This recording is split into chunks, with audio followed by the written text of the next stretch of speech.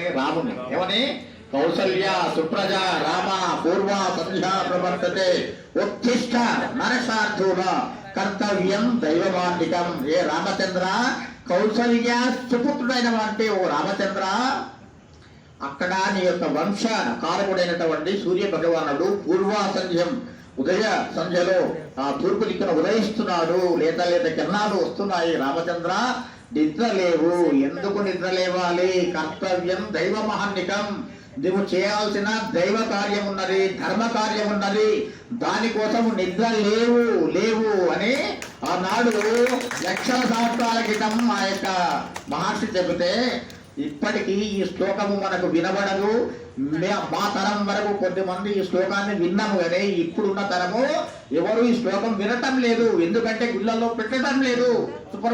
సుప్రభాతం పెట్టిన ఎవరు వినటం లేదు. నిండా దుప్పటి కప్పుకొని పడుకుంటున్నది హిందూ సమాజం. ఆనాడు లక్షల సంవత్సరాల క్రితం చెప్పిన ఆ పిలుపు, ఆ మేలుకొలుపు ఎవరి కోసం అండి?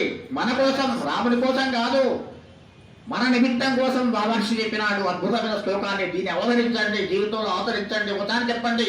కౌసల్య సుప్రజ రామ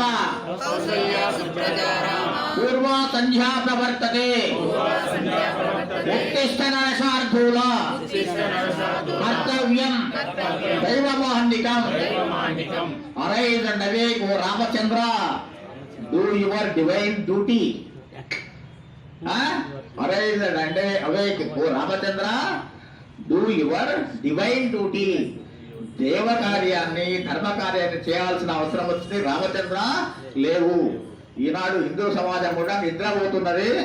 మనం కూడా లేచి ధనుర్బాణాలు పట్టుకొని మన యొక్క ధర్మాన్ని కాపాడుకోవాల్సిన పరిస్థితి వచ్చింది. కాబట్టి మనమంతా ధర్మం కోసం, దేశం కోసం కలిసి పని చేయాలి. అప్పుడే మన ధర్మం రక్షించబడుతుంది. జై శ్రీరామ్.